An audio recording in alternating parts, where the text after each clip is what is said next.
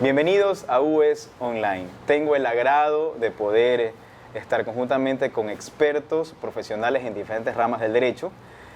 Acá a mi derecha, el doctor Pablo Alarcón. Pablo, bienvenido, muchas gracias por participar en este pequeño conversatorio y pequeño video. Pablo es un experto reconocido a nivel nacional e internacional en derecho constitucional, con el cual vamos a abarcar algunos temas referentes a nuestro aprendizaje dentro de este libro virtual. A mi izquierda, el doctor Daniel Curi, reconocido experto en materia penal y materia procesal penal, no solamente en el Ecuador, sino también a nivel internacional, conferencista en diferentes partes del país, a nivel internacional igualmente en el mismo sentido. Vamos a tratar el día de hoy, vamos a estar conversando algunos temas relativos con relación a los obstáculos procesales y particularmente a uno que es objeto de un debate muy profundo. Esto es el hecho de que exista un presupuesto de procedibilidad especial con relación al delito de peculado, en cuanto a la existencia previa de un informe de indicios de responsabilidad penal. Como lo hemos aprendido a través del desarrollo de todo este libro electrónico, para que exista un procesamiento penal por un delito de peculado, debe de existir obligatoriamente un informe de indicios de responsabilidad penal. Conocemos que en el delito de peculado es imprescriptible en cuanto a la acción y en cuanto a la pena. Pero sin embargo, al existir este presupuesto de procedibilidad, se necesita el informe previo de Contraloría. Ahora bien, la Ley Orgánica de la Contraloría General del Estado establece una caducidad administrativa para poder entrar a auditar. A través de cualquier sistema de auditoría, inicialmente eran 5 años en los cuales se podía auditar, posteriormente en la última reforma a nivel administrativo en la Ley Orgánica de la Contraloría General del Estado se amplía este tiempo a 7 años. La pregunta es la siguiente: si la Constitución establece que el delito de peculado es imprescriptible en cuanto a la acción y ante la pena, pero establece un presupuesto de procedibilidad con un informe previo de Contraloría, ¿qué pasa si han pasado más de 7 años y la Contraloría no ha hecho ningún tipo de auditoría? ¿Será necesario tal vez una reforma a la Ley Orgánica de la Contraloría para poder establecer o ampliar los plazos de auditoría a esta institución del Estado? ¿O será que tal vez con una aplicación directa de parte de la Constitución podemos obviar este candado administrativo y se podrá en todo caso continuar con el proceso penal formal sobre este tema? Inicialmente quisiera consultar la opinión de Pablo con relación a este sistema de aplicabilidad directa de la Constitución. ¿Consideras que podemos obviar estos 7 años dentro de la facultad para auditar que tiene la Contraloría y tranquilamente poder iniciar el proceso penal, o consideras que es necesario entrar a este proceso de reforma obligatoriamente de la Ley Orgánica de la Contraloría? Bienvenido y tus comentarios, por favor. Gracias, Miguel. Un gusto compartir contigo, Daniel, este espacio. Me parece que este es un ejemplo claro de los límites que podríamos encontrar cuando nos referimos al principio de aplicación directa de la Constitución y particularmente en relación a su alcance. Es conocido, ustedes lo tienen en claro, que el principio de aplicación directa da a entender que la Constitución puede ser aplicada directamente frente a, en este caso, la existencia de una norma que eventualmente puede ser contraria a la Constitución, o en el evento de que exista un vacío en el ordenamiento jurídico, en cuyo caso no se podría aducir que por no existir una norma de carácter infraconstitucional no se pueda aplicar directamente la Constitución.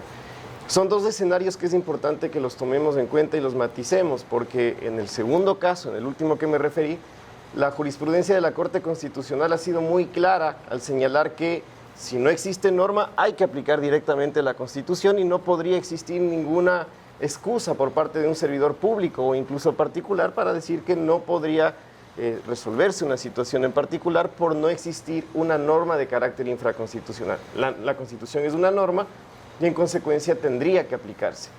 Pero el conflicto surge, por ejemplo, en un caso como el que estamos tratando hoy, cuando existe una norma que aparentemente es contraria a la Constitución y en cuyo caso, si nosotros asumimos de manera fuerte el alcance del principio de aplicación directa, diríamos: si yo creo que es contraria a la Constitución, tengo que aplicar la Constitución. Pero lo cierto es que también detrás de eso hay un principio pro legislatore, que quiere decir que las leyes las emitió, en este caso, la Asamblea Nacional, y esas leyes se asume o se presume que tienen una constitucionalidad desde su origen. ¿Qué quiere decir esto? Que cuando yo quiera cuestionar esa constitucionalidad o dejar de aplicar esa disposición normativa, tendría que justificar de manera sólida, fuerte, que esa disposición normativa es contraria a la Constitución. Porque caso contrario, nos encontramos frente a un riesgo. Si yo asumo que la Constitución debe aplicarse directamente ante cualquier circunstancia, con la existencia de una ley o sin la existencia de una ley, podríamos poner en riesgo incluso la propia seguridad jurídica que establece la propia Constitución en el artículo 82. El haber asumido que se ha constitucionalizado el sistema no involucra asumir de plano que no debamos aplicar el ordenamiento jurídico infraconstitucional. Insisto, se presume que es constitucional, que tiene relación directa con la Constitución. Pero si en un caso particular como este, por ejemplo, encontramos que aparentemente hay una contradicción con la Constitución, en este caso que limitaría en particular poder seguir con una investigación relacionada o para que nos lleve a una convicción para la existencia de un peculado, pues lo que tendríamos que justificar en una cláusula a partir de un criterio de favorabilidad es verificar si la aplicación de esta ley estaría restringiendo o no derechos constitucionales, que ese es un punto importante a tomar en consideración. Y lo segundo, el funcionario público, en este caso un servidor judicial, siempre tendrá la posibilidad, si se encuentra frente a una disposición normativa que considere contraria a la Constitución, siempre tendrá la posibilidad, como ustedes lo conocen, de suspender la tramitación de la causa y remitirlo en consulta a la Corte Constitucional, si hablamos de servidores judiciales. El servidor público administrativo, en su caso, tiene un amplio margen para poder hacer ese control, por decirlo así, difuso de constitucionalidad. La Constitución pone un límite a los jueces, que cuando consideren que una norma es contraria a la Constitución, deben suspenderla y remitirla en consulta, pero nada dice respecto a los servidores públicos administrativos. Servidores públicos administrativos frente a un conflicto como este, podrían perfectamente, luego de una argumentación sólida, por supuesto, justificar la aplicación directa de la Constitución. En desmedro, como consecuencia de eso, se inaplicaría una ley que en este caso estaría afectando un fin que se persigue desde el punto de vista constitucional, que no podría ser soslayado desde el punto de vista de la aplicación rígida de una ley. Correcto. Entonces, podríamos decir en todo caso que a nivel administrativo, si la Contraloría recibe, por ejemplo, una petición para auditar y han pasado más de 7 años, ¿considerarías tú que a nivel administrativo podría avanzarse con la auditoría?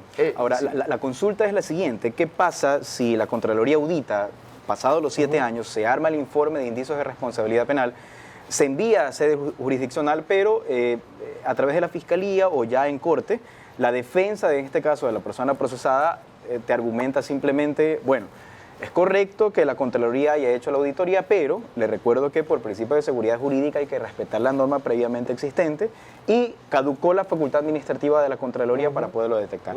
Entonces, en el primer caso o escenario aplicamos directamente la norma constitucional, pero ¿qué pasaría en el segundo?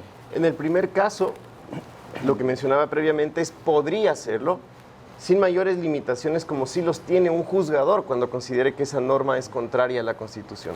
Podría aplicar la Constitución directamente, consecuencia de eso inaplicar la ley, pero en particular en este punto tenemos que tomar en consideración cuáles serían los derechos que se podrían ver restringidos o limitados si es que el funcionario administrativo opta por aplicar directamente la Constitución. En el caso puntual, tenemos que preguntarnos cuáles serían los derechos constitucionales que se verían limitados, porque va a existir esto justamente a partir de lo que tú mencionabas, Miguel, desde el punto de vista de ¿qué? De que dejé de aplicar una ley que establecía las reglas claras de un debido proceso para aplicar una Constitución y alcanzar un fin que está establecido también en la propia Constitución.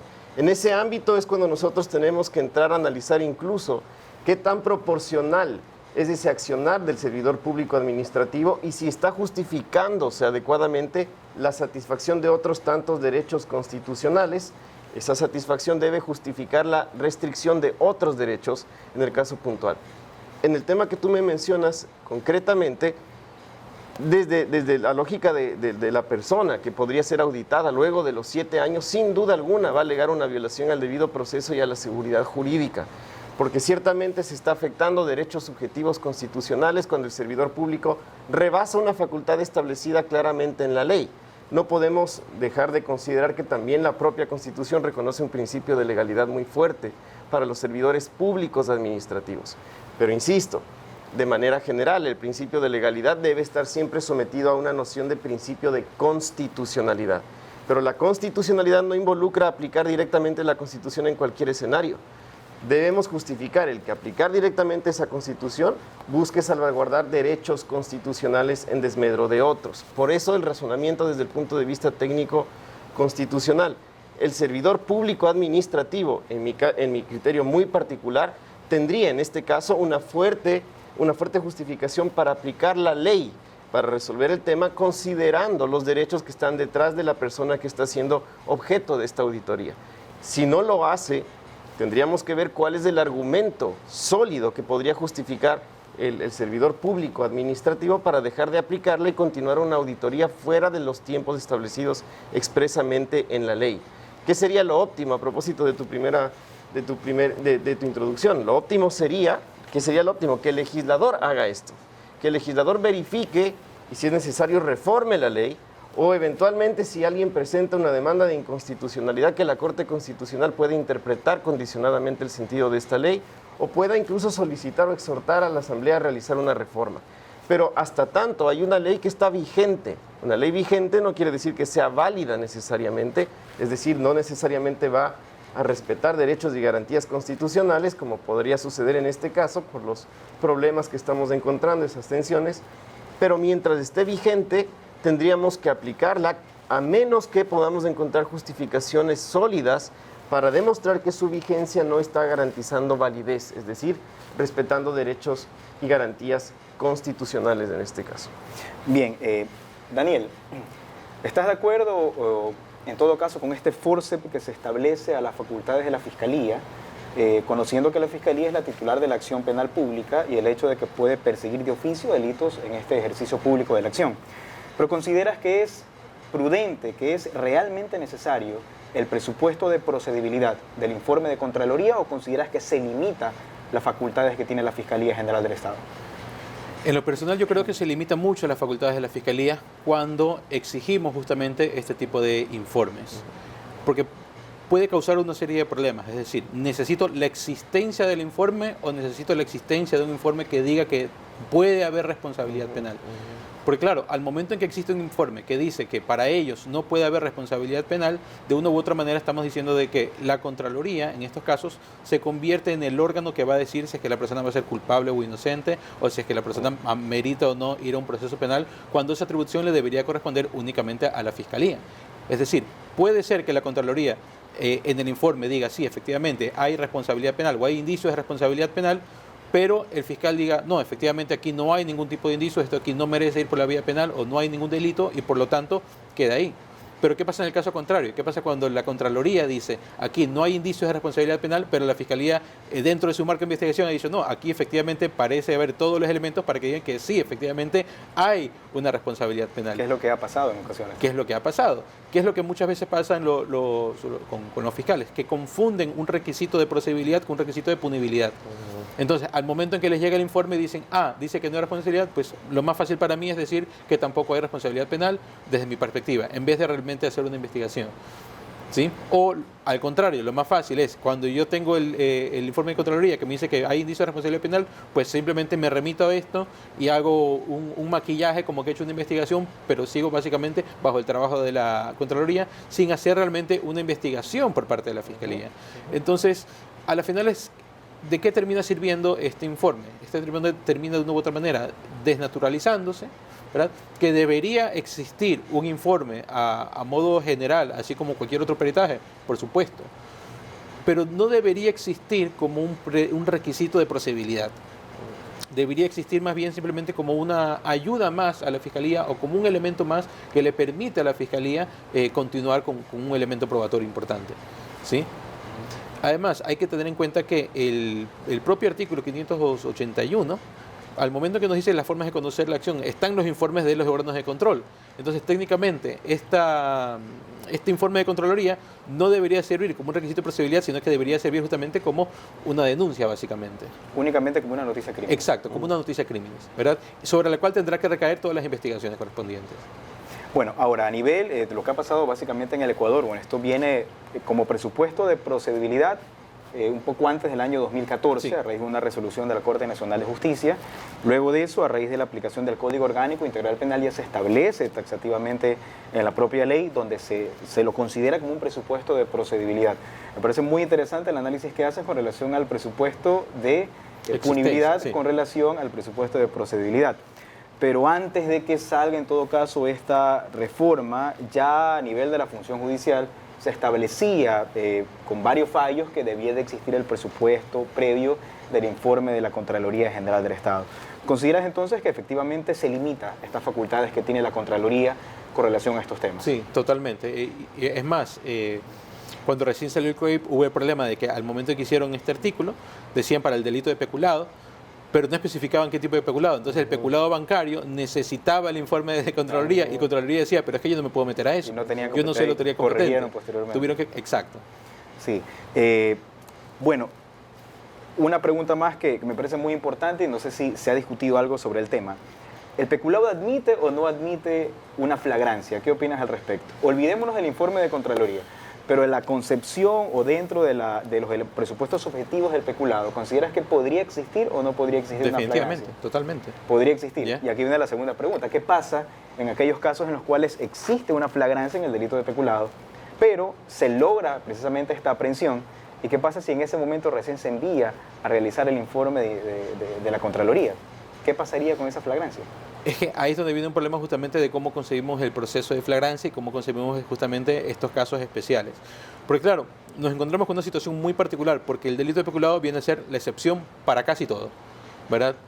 Puedo juzgarlo en ausencia, no prescribe, necesito un informe previo, ¿verdad? Entonces, ¿qué hacemos en esos casos? ¿Verdad? ¿Qué debería hacer el fiscal en esos casos? Pedir que se haga un mini informe o algo rapidito para poder justificar entonces la detención o tendría que decir, ¿saben qué? Existe una flagrancia, pero no podemos iniciar la acción. Termina siendo una situación incómoda.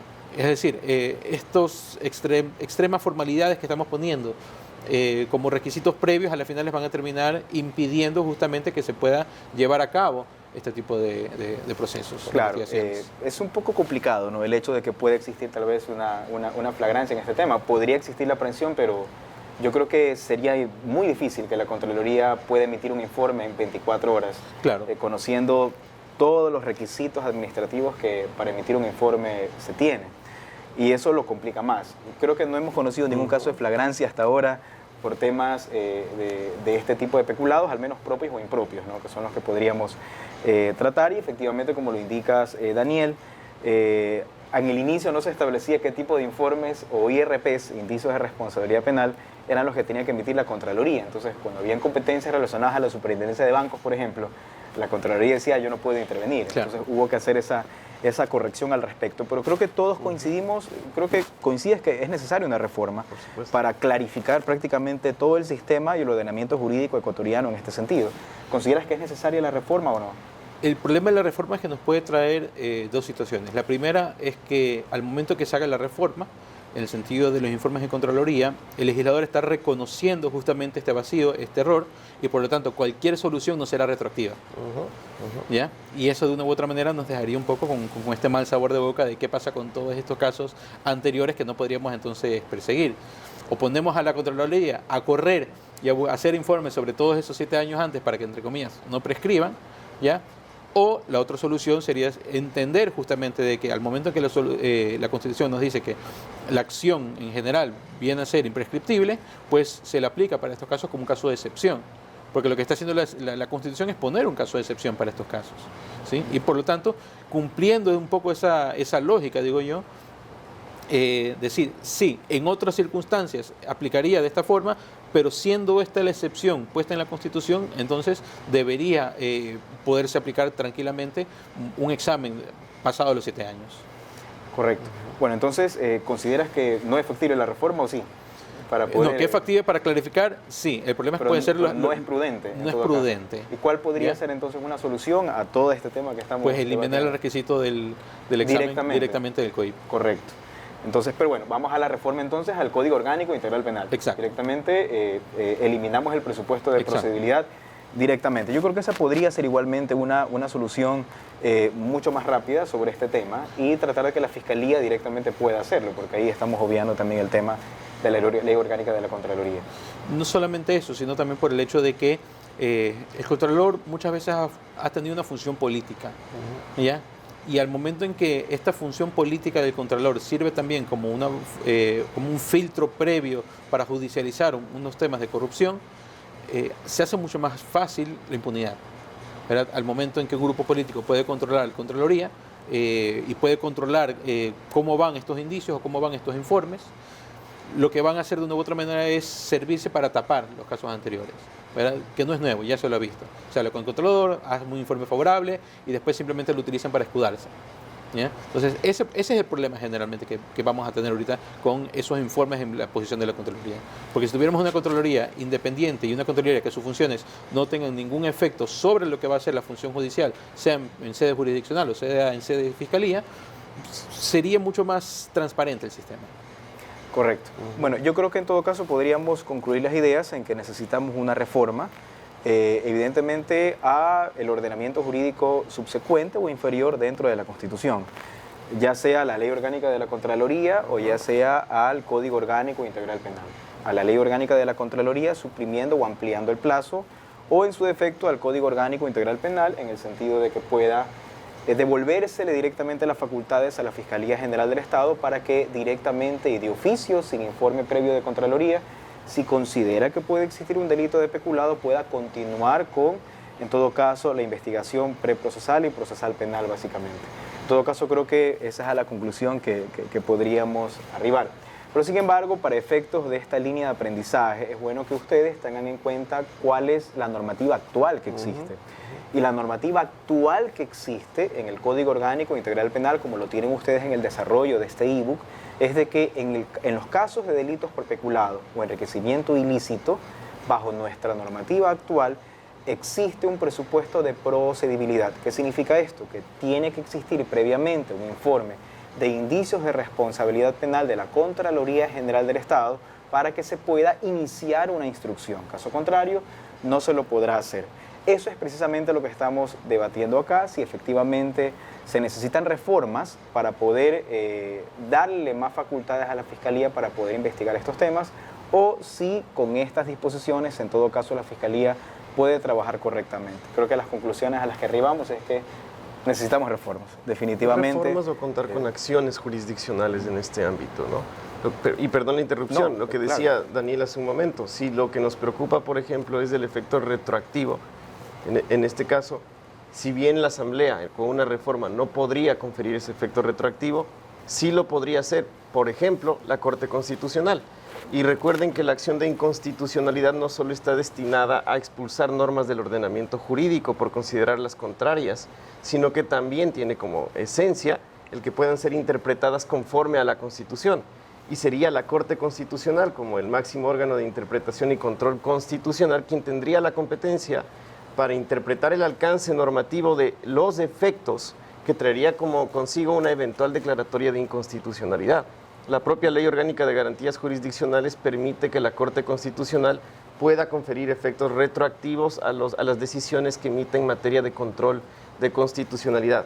Y también es importante resaltar que la acción de inconstitucionalidad, como ustedes conocen desde el 2008, es una acción pública y por lo tanto no hay tantos candados para presentarla. Antes, claro, cualquier persona la puede plantear. Y como decíamos, no solamente o únicamente con la idea de expulsar la norma, sino eventualmente de solucionar este conflicto, podría ser también con interpretaciones concordantes de esas disposiciones normativas infraconstitucionales con respecto a la Constitución, para tratar de salvaguardar los fines que se pretenden alcanzar con estas disposiciones normativas que están reconocidas en las leyes de la materia. O sea, tenemos igualmente otro camino, entonces, si hay la omisión de parte de reformar en todo caso cualquier persona que pueda acudir a la Corte Constitucional y plantear este sistema de control abstracto en todo caso para poder hacer este tipo de modificación. La pregunta es si se ha planteado o no. Entonces, no tenemos una certeza de que se haya planteado, pero en todo caso son temas necesarios. Pablo, yo te quiero agradecer en todo caso tu participación, el agradecimiento aparte de todos los estudiantes que estarán viendo este video. Igualmente, Gracias. Daniel, Muchas gracias. agradecerte tu participación y espero en todo caso, queridos estudiantes, que este video sirva en todo caso para enriquecer todo este debate muy interesante que está dentro de nuestra materia. Recuerden ustedes que, si bien es cierto, todo el aprendizaje que tenemos tiene una metodología para que ustedes tengan claro todo nuestro sistema y ordenamiento jurídico, no es menos cierto que este tipo de debates sirven para que ustedes amplíen un poco su mente y que sirvan para enriquecer en todo caso ese espíritu crítico que todo abogado necesariamente debe de tener. Con esto cerramos este video agradeciendo a nuestros panelistas y nos veremos en otra ocasión. Gracias por su atención.